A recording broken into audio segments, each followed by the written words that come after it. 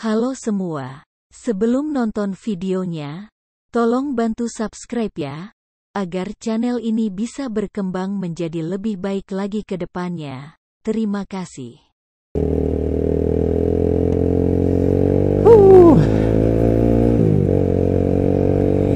Yo, halo semua, balik lagi di channel gua.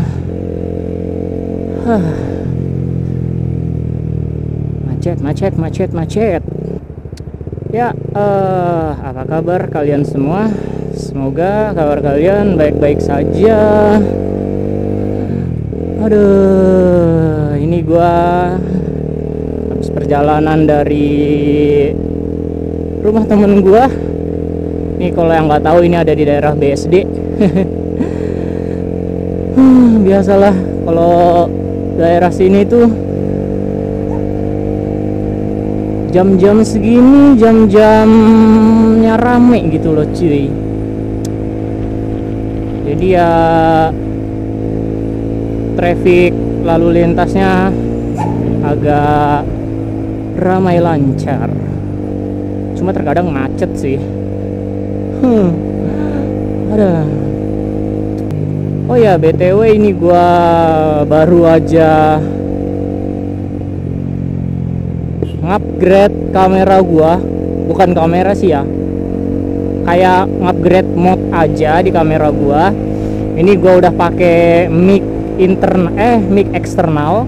Jadi kamera Xiaomi gua ini udah gua mod biar bisa pakai mic eksternal gitu, biar gua kalau ngedit video nggak capek-capek nyinkronin lagi suara rekaman sama video gitu loh. Selain itu juga kan kalau pakai rekaman di HP itu suaranya agak kurang bagus cuy, gue nggak tahu kenapa. Ada, gue udah lama banget nih nggak ke BSD nih. Gue terakhir ke BSD itu pas San Mori. Kapan ya terakhir gue San Mori ya? 2 bulan yang lalu. Itu udah lama banget. Iya sih, emang akhir-akhir ini gue lagi agak males San Mori gitu. Kenapa? Karena ya kondisi di BSD sekarang sih kalau minggu pagi itu sangat tidak kondusif ya. Bukan tidak kondusif sih, apa ya, kayak kurang bersahabat gitu. Kenapa?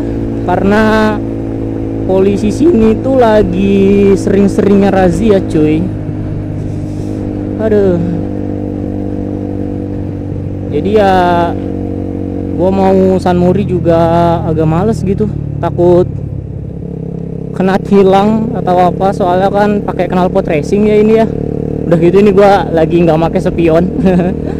Karena gua belum sempet ngebenerin spion gue yang rusak, yang bautnya agak dol itu loh kemarin yang gua ceritain. Tuh belum sempet gua benerin, jadi ya udahlah.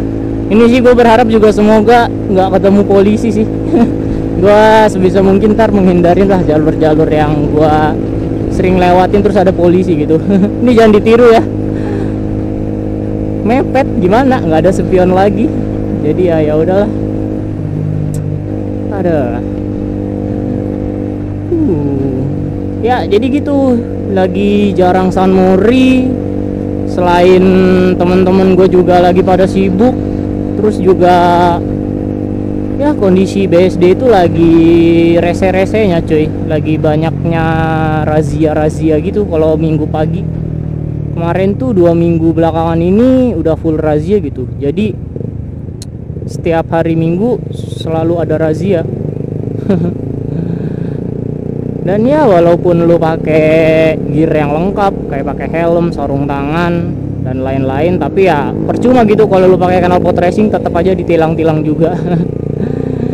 Ya itu wajar sih ya dilakuin, karena ya sebulan yang lalu itu ada tragedi yang kurang enakin ya di BSD ya.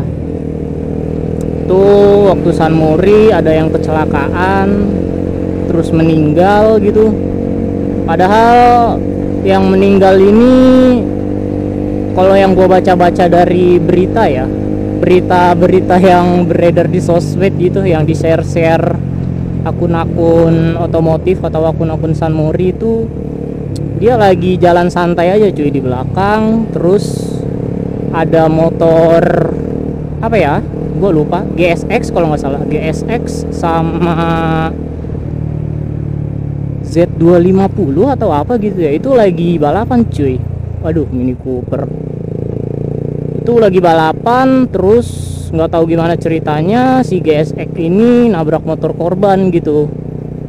Nah, parahnya lagi korban sampai meninggal di situ. Padahal kalau yang dari gue baca-baca ya, korban lagi jalan-jalan santai aja gitu di pinggir jalan, terus tiba-tiba diseruduk dari belakang ya, terus gitu deh, jadi menimbulkan kejadian yang tidak diinginkan gitu. Nah, sebenarnya itu ada sebab sama akibat sih ya. Jadi ya, kalau San Mori itu kebut-kebutan atau ajang show off kayak willy-willy di jalan raya atau apa gitu ya, akibatnya ya jadi kayak gini gitu. Jadi banyak razia polisi. Ada.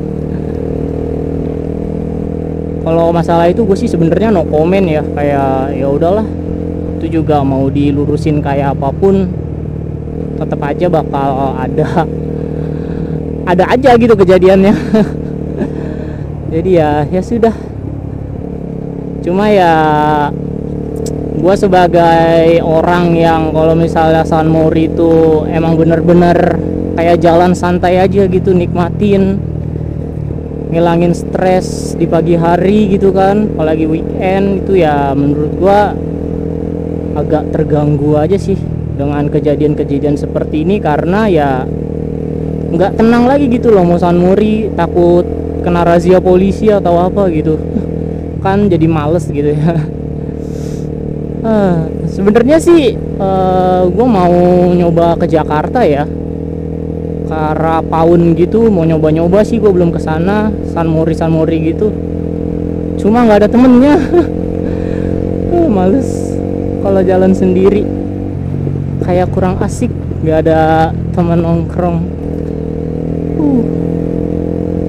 Ya gitu deh ya sih ya, gue berharap kedepannya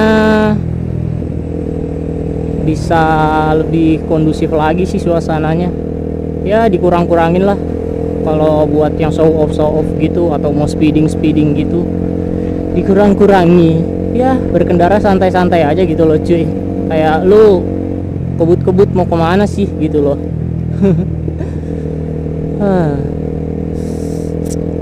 Ini gua bukan jadi orang sok bener ya, kayak emang komentar aja sih tentang keadaan yang sedang terjadi gitu loh, karena emang ya gitu. Lu yang berbuat tapi dampaknya ke semua orang gitu loh, kayak ya udahlah, semoga lekas membaik biar semuanya jadi sama-sama enak gitu. Ya di video kali ini gua cuma mau ngobrol-ngobrol aja sih ya, sekalian ngetes audio sih nih, kayak lebih jernih atau malah makin parah gue nggak tahu. Tapi sih kalau misalnya videonya ke-upload ya berarti audionya lebih baik gitu loh, maksudnya lebih baik dari yang sebelum-sebelumnya. Cuma kalau nggak di-upload berarti ya rusak. Videonya tidak layak untuk ditayangkan. Lampu merah lagi. Aduh, selip. Wah, muat nggak? Muat. Ini enaknya gak pakai spion, enak buat selap-selip.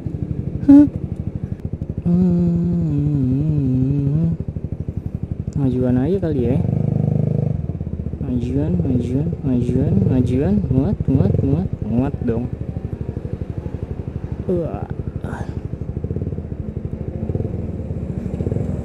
Ini pas gue SMA di daerah sini biasanya ada polisi yang patroli. Maksudnya yang jaga di pos itu tuh. Cuma sekarang nggak ada.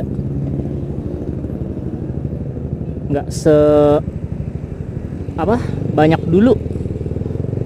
Dulu nih sini ramai banget, kayak polisi jaga di pos itu gitu. Jadi kan gue kan sekolah di daerah kota Tangerang tuh ya. Kadang kalau mau nongkrong tuh ke daerah BSD atau Alsut itu lewat jalan sini. Dan itu deg-degan banget tuh kalau lewat pos polisi situ, soalnya banyak banget polisi yang jaga gitu. Ya anak SMA dulu kan kayak nggak punya SIM atau apa gitu kan, takut kena tilang gitu. Jadi ya kebiasaan gue tuh kalau misalnya di sana ada polisi, gue ngambil jalur kanan. Soalnya polisinya di kiri kan, jadi gue ngambil jalur kanan. Kalau misalnya ada mobil gede atau truk gitu, ya gue nyempil di sampingnya gitu loh biar nggak kelihatan. Kacau. Anjir lah, tuh udah lama banget begitu. Sekarang gue udah 23 tahun cuy, tuh gue kayak gitu. Wah, udah lama banget. 5 tahun yang lalu itu. Ini gua perhatiin bensin gua masih satu aja. Nah, kelihatan nggak ya? Masih 1 bar. Padahal tadi gua berangkat dari rumah itu 1 bar juga loh.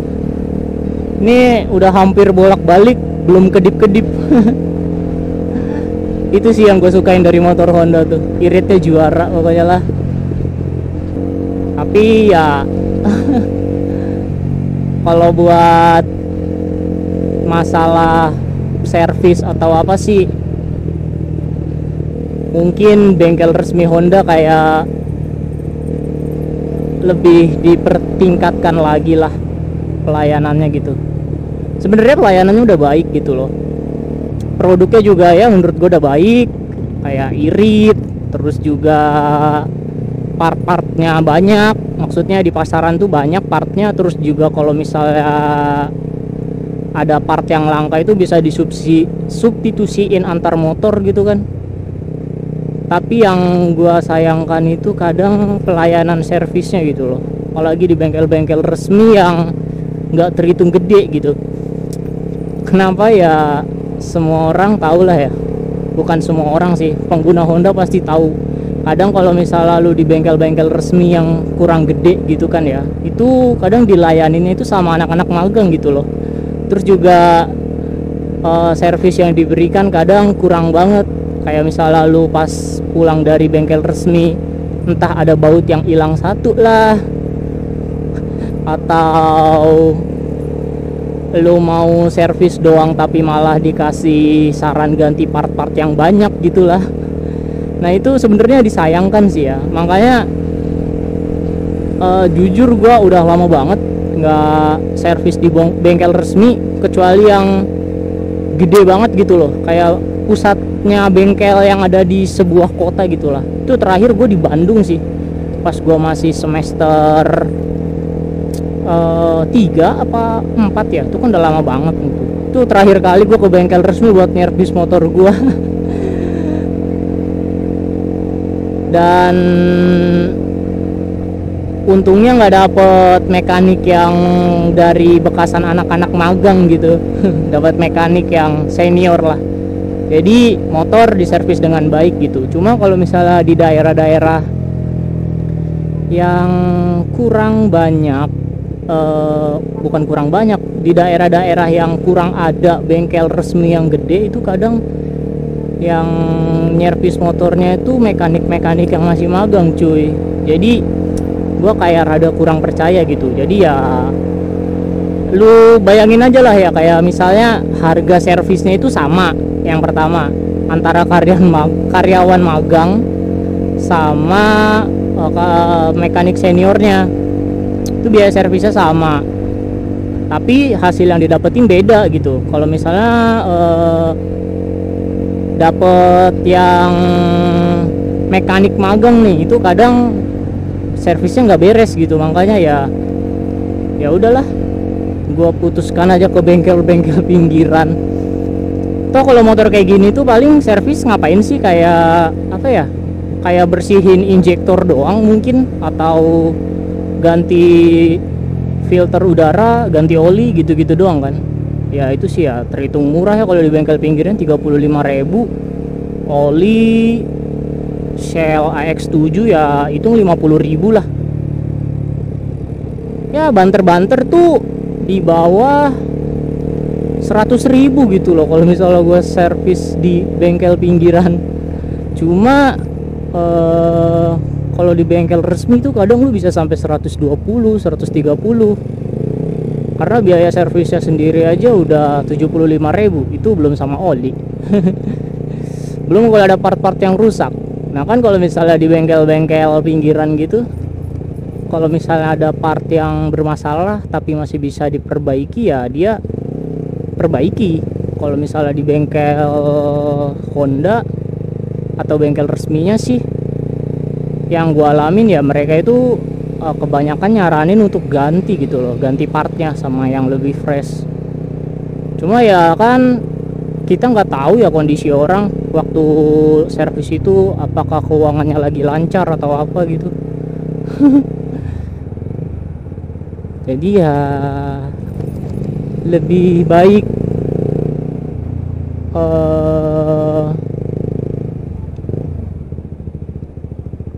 gunain part yang masih bisa digunain aja gitu loh.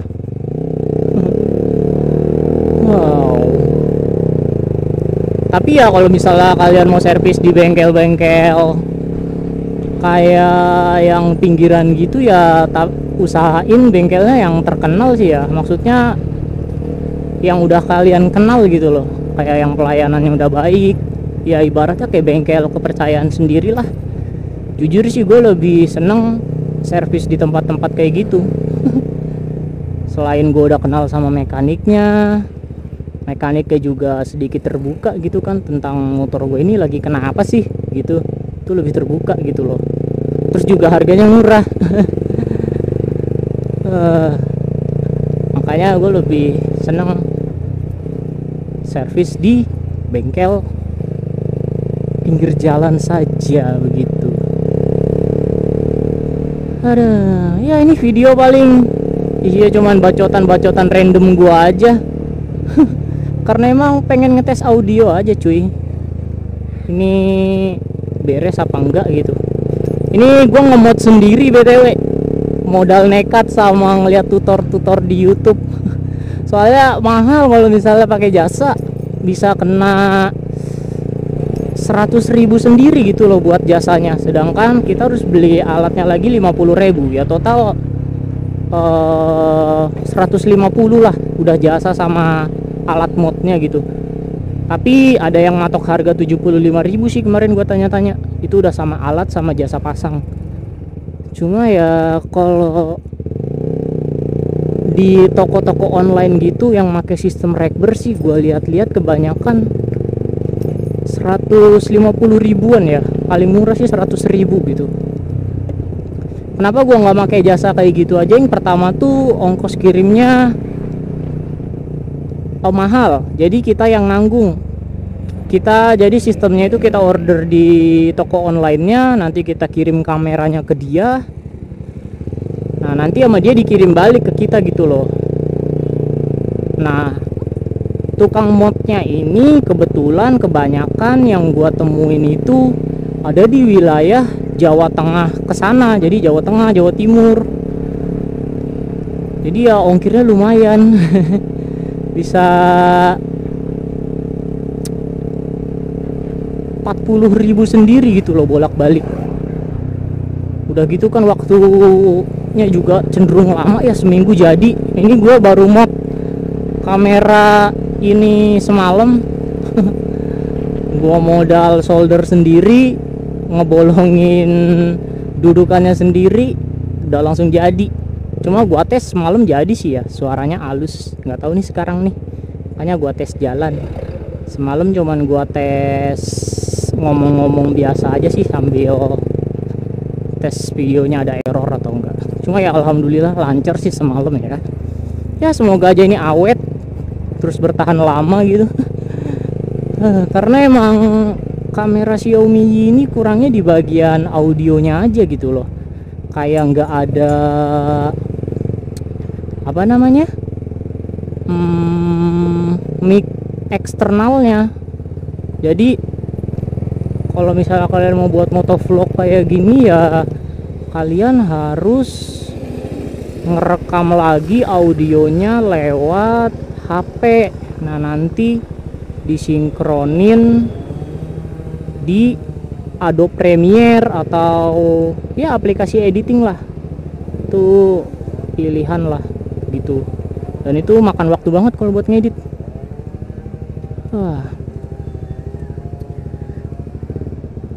Ya mungkin segini aja video randomnya, karena gue udah nggak tahu mau diomongin apa lagi.